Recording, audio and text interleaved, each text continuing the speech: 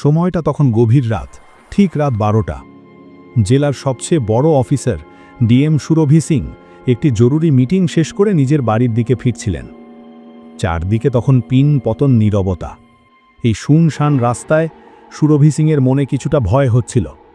সেই ভয়ের কারণেই তিনি গাড়ির গতি বাড়িয়ে দিয়েছিলেন। কিন্তু হঠাৎই মাঝ রাস্তায় এসে তার গাড়িটা বন্ধ হয়ে গেল। তিনি দ্রুত গাড়ি স্টার্ট করার চেষ্টা করলেন, কিন্তু তাতে কোনো লাভ হলো না। গাড়িটা খারাপ হয়ে গিয়েছিল আর কিছুতেই চালু হচ্ছিল না। সুরভি গাড়ি থেকে নামলেন এবং চারিদিকে তাকিয়ে বোঝার চেষ্টা করলেন ঠিক কি হয়েছে। তার মনে হলো সম্ভবত ইঞ্জিনে কোনো সমস্যা হয়েছে। অনেক চেষ্টা করেও যখন গাড়ি চালু হলো না, তখন তিনি বাবাকে ফোন করার কথা ভাবলেন। মোবাইল বের করে যেই তিনি ফোন করার চেষ্টা করলেন, অমনি দেখলেন মোবাইলে কোনো নেটওয়ার্কই নেই। এটা দেখে তিনি খুবই ঘাবড়ে গেলেন। এখন আমি কি করব? গাড়িও চলছে না, আবার নেটওয়ার্কও নেই, কারো সঙ্গে যোগাযোগও করতে পারছেন না। তিনি ভাবলেন কিভাবে বাড়ি ফিরব। তবে তিনি সহজে হার মানলেন না। তিনি ভাবলেন বাড়িটা এখান থেকে খুব বেশি দূরে নয়, আমাকে যেভাবেই হোক এখান থেকে যেতেই হবে। এই ভেবে তিনি ধীরে ধীরে হেঁটে চলতে শুরু করলেন। কিছুটা এগোতেই তিনি দূর থেকে কয়েকটি গাড়ির আলো দেখতে পেলেন। তিনি কিছুটা অস্বস্ত হলেন। যাক, কাউকেই তো পাওয়া গেল। তিনি আস্তে আস্তে সেই আলোর দিকে এগিয়ে গেলেন। গাড়ির কাছাকাছি গিয়ে সুরভি দেখলেন সেখানে 2-3 জন কনস্টেবল বসে আছেন। তাদের সামনে মদের বোতল খোলা। তারা মদ খাচ্ছেন এবং তাস খেলছেন। তাদের সামনে তাসের বান্ডিল পড়ে আছে। এই দৃশ্য দেখে ডিএম সুরভি সিং রাগে থরথর করে কাঁপতে লাগলেন। তিনি সঙ্গে সঙ্গে কনস্টেবলদের কাছে গেলেন এবং খুব কঠিন স্বরে বললেন, তোমরা এখানে বসে এসব কি করছো? উর্দি পরে এটাই কি তোমাদের কাজ? রাস্তার মধ্যে বসে মদ খাচ্ছ? তোমরা আসলে কে? আইন ভাঙার লোক নাকি আইন মানার লোক? যদি আপনারাই এসব করেন তাহলে সাধারণ মানুষ কি করবে? এই উর্দি তোমাদের যোগ্য নয়, বুঝেছ? এই কথা শুনে কনস্টেবলদের মধ্যে একজন হেসে উঠল। সে বলল, আরে ম্যাডাম, এত জ্ঞান দিও না তো, বুঝেছ? তোমার মুখে এসব কথা মানায় না। এসো, আমাদের সঙ্গে বসে পড়ো, একটু আনন্দ মজা করো। এমনিতেই তোমাকে না দেখে থাকতে পারছি না। প্লিজ একবার আমাদের খুশি করে দাও মাই ডার্লিং। এই কথা শুনে সুরভি সিংয়ের রাগ আরও বেড়ে গেল, কিন্তু তিনি নিজেকে সামলে নিয়ে বললেন, দেখুন, আমার প্রশ্নের জবাব দিন। আপনারা এখানে মদ কেন খাচ্ছেন? সরকার মদ নিষিদ্ধ করেছে, আর আপনারা যারা আইনের রক্ষক, আপনারাই আইন ভাঙছেন। আপনাদের লজ্জা নেই? এই উর্দি পড়ার কোনো অধিকার নেই আপনাদের, বুঝেছেন? তার কথা শেষ হতেই একজন কনস্টেবল সুরভি সিংয়ের হাত ধরে নিজের দিকে টেনে নিয়ে এলো। সে বলল, আরে ম্যাডাম, জ্ঞান দিও না, আমরা জানি আমাদের কি করতে হবে। এসব বাদ দাও। আজ তোমাকে আমাদের সাথে এই মদ খেতেই হবে। একটু খুশি হও, মজা এসে যাবে। এমনিতেই তোমাকে না দেখে থাকতে পারছি না। প্লিজ একবার আমাদের খুশি করে দাও মাই ডার্লিং। এই কথা শুনে সুরভি সিংয়ের রাগ আর বাঁধ মানল না। তিনি নিজের রাগ ধরে রাখতে পারলেন না এবং কনস্টেবলটির গালে সজোরে একটি চড় মেরে দিলেন। তিনি রাগে ফুঁসতে ফুঁসতে বললেন, তোমরা এই উর্দিটার যোগ্য নও। এবার দেখো আমি কি করি। এই উর্দি তোমাদের এমনি এমনি দেওয়া হয়নি, জনগণের সেবা করার জন্য দেওয়া হয়েছে, যাতে তোমরা দেশের রক্ষা করো। কিন্তু তোমরা জনগণের কি সেবা করবে? তোমরাই তো নষ্ট হয়ে গেছো। জনগণকে আর কি শোধরাবে? তখন আরেকজন কনস্টেবল সুরভিকে জোর করে টেনে ধরল এবং রাগের সাথে বলল, কি দেখছিস তোরা? ধর একে, আজ একে একটা শিক্ষা দিতেই হবে। খুব বেশি দ্যামাক দেখাচ্ছে, পুলিশের সাথে ঝামেলা করছে। এখনই দেখাচ্ছি একে আইনের ক্ষমতা কতটা। এই বলে সে সুরভিকে শক্ত করে ধরে ফেলল।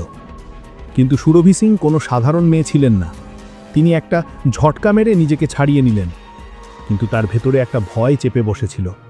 তিনি বুঝতে পারছিলেন না যে এখন কি করবেন। তিনি পালাতেও পারছিলেন না, আবার কাউরো সাহায্যও চাইতে পারছিলেন না। কনস্টেবলদের খারাপ মতলব দেখে তার স্পষ্ট মনে হলো এখন তার পক্ষে বাঁচা মুশকিল। তখন ডিএম সুরভি সিং রাগের সাথে বললেন, আমি এই জেলার ডিএম, আমি তোদের 4 জনকেই এক্ষুনি সাসপেন্ড করে দিচ্ছি। আমি কালই এসপি স্যারের সাথে কথা বলে তোদের 4 জনকে সাসপেন্ড করিয়ে ছাড়বো, বুঝেছিস? এই কথা শুনে কনস্টেবলরা সবাই হেসে উঠল আর তারা সুরভিকে চেপে ধরল। সুরভি এবার সত্যিই ভয় পেয়ে গেলেন। কি করবেন কিছুই বুঝতে পারছিলেন না। তারপর তিনি সাহস জোগালেন। একজন কনস্টেবলের কাছ থেকে তার বন্দুকটি ছিনিয়ে নিলেন এবং সেই বন্দুক দেখিয়ে ভয় দেখিয়ে তিনি সেখান থেকে পালিয়ে গেলেন। ভয়ে সব কনস্টেবল সেখানেই দাঁড়িয়ে রইল। তাদের কেউই সুরভির পিছু নিল না। সবার মনে ভয় ছিল, এই বুঝি গুলি চলে যায়। পরের দিন সকাল হলো। ডিএম সুরভি সিং ভাবলেন, এখন কি করা যায়। তখনই তার মাথায় একটি বুদ্ধি এলো এবং তিনি সোজা এসপি অফিসে গেলেন। সেখানে গিয়ে তিনি 4 কনস্টেবলের বিরুদ্ধে রিপোর্ট নথিভুক্ত করার এবং তাদের সাসপেন্ড করার দাবি জানালেন। কিন্তু কোনো প্রমাণ ছাড়া কোনো অফিসারকে সাসপেন্ড করা সম্ভব ছিল না। এসপি রাজেশ সিং বললেন, ম্যাডাম, আমি আপনার কথার সঙ্গে সহমত, কিন্তু কোনো প্রমাণ ছাড়া আমরা কোনো পদক্ষেপ নিতে পারি না। আমি আপনাকে অনুরোধ করছি, আপনি তাদের বিরুদ্ধে কিছু প্রমাণ আনুন, তবেই আমি এই কেসটি এগিয়ে নিয়ে যাব। সুরভি চিন্তিত হয়ে পড়লেন। সত্যিই তো, প্রমাণ ছাড়া কাউকে সাসপেন্ড করা কঠিন ছিল। তিনি দ্রুত বাড়ি ফিরে গেলেন এবং কিছুক্ষণ ঘুমোলেন। তারপর তার মাথায় একটি পরিকল্পনা এলো এবং তিনি সোজা সেই থানায় গেলেন যেখানে ওই 4 কনস্টেবল পোস্টিংয়ে ছিল। থানায় গিয়ে তিনি দেখলেন ইন্সপেক্টর সুরজ সিং ডেস্কে বসে আছেন। ইন্সপেক্টর ডিএম সুরভি সিংকে চিনতে পারলেন না। তার মনে হলো ইনি হয়তো কোনো গ্রামের মহিলা, কারণ তিনি শাড়ি পরে এসেছিলেন। সুরভি ইন্সপেক্টরের কাছে গেলেন এবং বললেন, স্যার, আমাকে একটা রিপোর্ট লেখাতে হবে। এই কথা শুনে ইন্সপেক্টর হেসে উঠল এবং বলল, রিপোর্ট লেখাবেন? আপনার কাছে টাকা আছে তো? রিপোর্ট লেখাতে টাকা লাগে, টাকা দিন, লিখে দেব। এই কথা শুনে সুরভির মাথা গরম হয়ে গেল। তিনি বুঝতে পারলেন এই ইন্সপেক্টরও সেই কনস্টেবলদের মতোই অপরাধী। ইনি কোনো দ্বিধা ছাড়াই প্রকাশ্যে ঘুষ চাইছেন। তখন সুরভি কঠিন স্বরে বললেন, স্যার, আমাকে আইন শেখাবেন না। আইনে কোথাও লেখা নেই যে রিপোর্ট লেখাতে টাকা লাগে। আপনি আমাদের কাছে ঘুষ চাইছেন, কিন্তু আমরা টাকা দেব না। আপনার যা কাজ তা করুন, আমাকে রিপোর্ট লেখাতে হবে, তাড়াতাড়ি লিখুন। এই কথা শুনে ইন্সপেক্টর রেগে গেল এবং বলল, এই মেয়ে, আমার সামনে মুখ চালাচ্ছিস? তুই জানিস আমি কে? তোকে এক্ষুনি জেলে ঢুকিয়ে দিতে পারি। বেশি দেমাগ দেখাস না, আর টাকা দে, না হলে এখানে কোনো রিপোর্ট লেখা হবে না। বড় এসছে রিপোর্ট লিখিতে, বেরো এখান থেকে, নইলে ধাক্কা মেরে বাইরে বের করে দেব। সুরভি সিংয়ের খুব রাগ হলো। তিনি রাগের সাথে বললেন, দেখুন ইন্সপেক্টর, আপনি জানেন না আমি কে? সীমার মধ্যে থেকে কথা বলুন, বুঝেছেন? আমি আইন খুব ভালোভাবে জানি, তাই আমাকে শেখাবেন না কি করতে হবে। আমি এখানে রিপোর্ট লেখাতে এসেছি এবং রিপোর্ট লিখিয়েই যাব, বুঝেছেন? এবার তাড়াতাড়ি আমার রিপোর্ট লিখুন। ঠিক সেই সময় সুরভির চোখ পড়ল এক কনস্টেবলের উপর। সে ছিল রাতের সেই 4 জনের মধ্যে একজন। সুরভি রেগে গিয়ে ইন্সপেক্টরকে বললেন, আপনি জানেনও না আপনার থানায় কি চলছে। এবার তো আপনাকে আর এই কনস্টেবলদের দুজনকেই সাসপেন্ড করাতে হবে। এই পুরো থানাকে পরিষ্কার করতে হবে। আপনারা এই উর্দির যোগ্য নন। আমি আপনাদের সবাইকে সাসপেন্ড করিয়ে ছাড়ব। এই কথা শুনে ইন্সপেক্টর ভয় পেয়ে গেল, কিন্তু তবুও দেমাকের সঙ্গে বলল, আরে মেয়ে, তুই কে? আর এসব কি বকছিস? বেশি চালাক হবার চেষ্টা করিস না, বুঝেছিস? নয়তো এত মারব যে হেঁটে বাড়ি যেতে পারবি না। চল বেরো এখান থেকে, নয়তো ধাক্কা মেরে বের করে দেব। এই কথা শুনে ডিএম সুরভি সিংয়ের চোখ রাগে লাল হয়ে গেল। তিনি পার্স থেকে নিজের আইডি কার্ডটি বের করলেন এবং ইন্সপেক্টরের সামনে রাখলেন। আইডি কার্ডটা দেখেই ইন্সপেক্টরের চোখ কপালে উঠল এবং তার মুখ সাদা হয়ে গেল। সে ভয়ে সঙ্গে সঙ্গে উঠে দাঁড়ালো এবং হাত জোড় করে বলল, ম্যাডাম, আমাকে ক্ষমা করে দিন। আমি জানতাম না যে আপনি জেলার ডিএম। Sorry madam. বলুন, কার বিরুদ্ধে রিপোর্ট লেখাতে হবে? আমি এক্ষুনি রিপোর্ট লিখছি। এই কথা শুনে সুরভি সিংয়ের রাগ আরও বেড়ে গেল। তিনি কঠিন স্বরে বললেন, তোমরা সাধারণ মানুষের সাথেও কি এই রকম ব্যবহারই করো?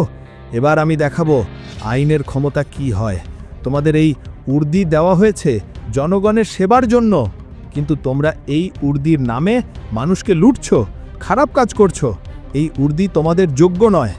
তারপর তিনি তার আইডি কার্ডটি ফেরত নিলেন এবং রাগের সাথে বললেন, কাল তোমাদের সবার বিচার হবে, তৈরি থেকো তোমরা সবাই।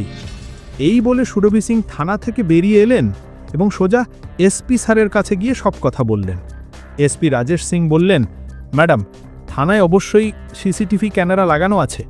যদি আমরা সেই ফুটেজগুলো দেখতে পারি তাহলে জানা যাবে যে ইন্সপেক্টর সত্যি আপনার সাথে কি করেছে। তারা দুজনে সঙ্গে সঙ্গে থানায় পৌঁছলেন এবং সেখানকার সিসিটিভি ক্যামেরার ফুটেজ পরীক্ষা করতে শুরু করলেন। সিসিটিভি ফুটেজে স্পষ্ট দেখা যাচ্ছিল যে কিভাবে ইন্সপেক্টর ডিএম সুরভি সিংয়ের সাথে খারাপ ব্যবহার করছে। এখন তাদের হাতে শক্ত প্রমাণ ছিল, আর ডিএম ম্যাডাম নিজেই ছিলেন সাক্ষী। এরপর এসপি স্যার রিপোর্ট তৈরি করলেন এবং মামলাটিকে কোর্ট পর্যন্ত নিয়ে গেলেন, যাতে এই ঘটনা সবার সামনে আসে, যাতে ভবিষ্যতে উর্দি পড়া বা সাধারণ কোনো মানুষ ভুল করার আগে অন্তত 100 বার ভাবে। পরের দিন সকাল 10টা থেকে কোর্টে এই মামলার শুনানি শুরু হলো। কোর্টের গেটের বাইরে মিডিয়া ও মানুষের ভিড় জমে গিয়েছিল। সবাই একই কথা বলছিল, আজ ডিএম সুরভি সিংয়ের মামলার রায় ঘোষণা হবে। কেউ কেউ বলছিল, দেখি এবার কত বড় বড় অফিসারকে শাস্তি দেওয়া হয়। আবার কেউ বলছিল, পুলিশের লোক তো সবসময়কার মতো বেঁচে যাবে। কিন্তু এইবার বিষয়টা ছিল অন্যরকম। এইবার কোনো সাধারণ মহিলা নন, বরং জেলার ডিএম নিজেই বিচারের জন্য দাঁড়িয়েছিলেন। তিনি নিজের সিস্টেমের বিরুদ্ধে আওয়াজ তুলেছিলেন। কোর্টের ভেতর গম্ভীর পরিবেশ। বিচারক তার আসনে বসেছিলেন, এক পাশে সরকারি উকিল আর অন্য পাশে আসামি পক্ষের উকিল। তাদের পেছনে আসনে বসেছিল সেই কনস্টেবল আর ইন্সপেক্টর যাদের বিরুদ্ধে অভিযোগ ছিল। সবার মুখেই ভয়ের ছাপ স্পষ্ট দেখা যাচ্ছিল। বিচারক বললেন, সুরভি সিং বনাম রাজ্য পুলিশ বিভাগের মামলার শুনানি শুরু করা হোক। সরকারি উকিল উঠে দাঁড়ালেন এবং বললেন, মাই লর্ড, এই মামলাটি কেবল একজন মহিলা অফিসারের দুর্ব্যবহারের নয়, এটা সেই সিস্টেমের আসল ছবি যেখানে ক্ষমতার নেশায় কিছু লোক ভুলে যায় যে আইন কি। আমাদের কাছে সিসিটিভি ফুটেজ, অডিও রেকর্ডিং এবং সাক্ষী সব রয়েছে। তিনি সিসিটিভি ফুটেজ দেখালেন। স্ক্রিনে স্পষ্ট দেখা যাচ্ছিল যে কিভাবে ইন্সপেক্টর ডিএম ম্যাডামকে একজন সাধারণ মহিলা ভেবে রিপোর্ট লিখতে মানা করছেন, ঘুষ চাইছেন এবং খারাপ ব্যবহার করছেন। পুরো কোর্ট হল কিছুক্ষণের জন্য নীরব হয়ে গেল। সুরভি সিংয়ের চোখে জল চলে এসেছিল, কিন্তু তার মুখে দৃঢ়তা ছিল। আসামি পক্ষের উকিল উঠে দাঁড়ালেন এবং বললেন, মাই লর্ড, এই সব কিছু একটা ভুল বোঝাবুঝি ছিল।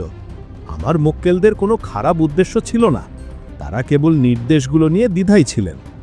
বিচারক তাকে মাঝপথে থামিয়ে দিলেন। নির্দেশ নিয়ে দ্বিধার অর্থ কি দুর্ব্যবহার এবং একজন মহিলা অফিসারের অপমান? পুলিশ উর্দি পরে কি কেউ এসব করতে পারে? উকিল চুপ হয়ে গেল। পুরো কোর্ট হল শান্ত। এরপর সুরভি সিংকে কাঠগড়ায় ডাকা হলো। তিনি উঠে দাঁড়ালেন এবং ধীরে ধীরে বললেন, মাই লর্ড, আমি কারো কাছ থেকে প্রতিশোধ চাই না। আমি শুধু এতটুকু চাই, যারা উর্দি পরে তারা যেন এই কথাটা মনে রাখে যে উর্দি সম্মানের প্রতীক, ক্ষমতার নয়। আমি ভয় পেতে পারতাম, কিন্তু যদি আমি চুপ থাকতাম তাহলে ভবিষ্যতে আরও অনেক মহিলাই সবসময় ভয় থাকত। বিচারক খুব মনোযোগ দিয়ে সুরভির কথা শুনলেন। কোর্টে বসে থাকা লোকেরাও আবেগপ্রবণ হয়ে পড়লেন। সরকারি উকিল আরও বললেন, মাই লর্ড, এই মামলাটি কেবল ডিএমের নয়, এটা সেই প্রতিটি মানুষের যে তার অধিকারের নামে ভুল করার ভয় দেখায়, তাদের বিরুদ্ধে। যদি আজ এই লোকেদের শাস্তি না হয়, তাহলে কাল আবার কোনো ডিএম, কোনো সাধারণ মহিলা বা কোনো গরিব মানুষ একই রকমভাবে অপমানিত হবে। শুনানি প্রায় 2 ঘন্টা চলল। প্রতিটি প্রমাণ ও সাক্ষ্যের পর এটা স্পষ্ট হয়ে গেল যে ইন্সপেক্টর ও কনস্টেবলরা মদের নেশায় শুধু ডিএমের সাথে খারাপ ব্যবহারই করেনি, বরং তাদের ক্ষমতার অপব্যবহারও করেছে। শেষে বিচারক রায় পড়া শুরু করলেন। বিচারক বললেন, কোর্ট সমস্ত প্রমাণ ও সাক্ষ্য দেখে এই সিদ্ধান্তে পৌঁছেছে যে অভিযুক্ত ইন্সপেক্টর ও 4 কনস্টেবল তাদের কর্তব্যের সীমা লঙ্ঘন করেছেন। এদের তাৎক্ষণিক প্রভাব সহ সাসপেন্ড করা হলো এবং দুর্নীতি, দুর্ব্যবহার ও পদের অপব্যবহারের অভিযোগে 33 বছর সশ্রম কারাদণ্ড দেওয়া হলো। বিচারকের কণ্ঠস্বর গমগম করে উঠল, কোর্ট এদের জেলে পাঠানোর নির্দেশ দিচ্ছে। এই কথা শোনা মাত্র কোর্টরুমে হইচই শুরু হয়ে গেল। মিডিয়া কর্মীরা খবর দেওয়ার জন্য বাইরে ছুটল। কিছু পুলিশ অফিসার যারা আগে এই আসামিদের সাথে কাজ করেছিল, তারা লজ্জায় মাথা নিচু করে নিল। সেই 5 অপরাধীকে হাতকড়ি পরিয়ে হাজতের দিকে নিয়ে যাওয়া হলো। তাদের মুখে এখন আর অহংকার ছিল না, ছিল কেবল লজ্জা। বাইরে কোর্টের গেটে মানুষজন হাততালি দিতে শুরু করল। সুরভি সিং ধীরে ধীরে বাইরে বেরিয়ে এলেন। মিডিয়া কর্মীরা মাইক নিয়ে দৌড়ে গেল। ম্যাডাম, আপনার কেমন লাগছে? সুরভি কেবল হাসলেন এবং বললেন, আমার শুধু এটাই মনে হচ্ছে যে আইন এখনও বেঁচে আছে। তিনি নিজের গাড়িতে উঠলেন এবং গাড়ি ধীরে ধীরে চলে গেল। পেছনে রেখে গেল এক বড় শিক্ষা। যখন একজন নারী নিজের সত্য ও ও সাহস নিয়ে সোজা হয়ে দাঁড়ান, তখন পুরো সিস্টেমকে মাথা নত করতে হয়। পরের দিনই থানায় নতুন স্টাফ নিয়োগ করা হলো। এসপি নিজেই পরিদর্শন করলেন এবং বললেন, এখন এই থানা আইনের প্রতীক হবে, ভয়ের নয়।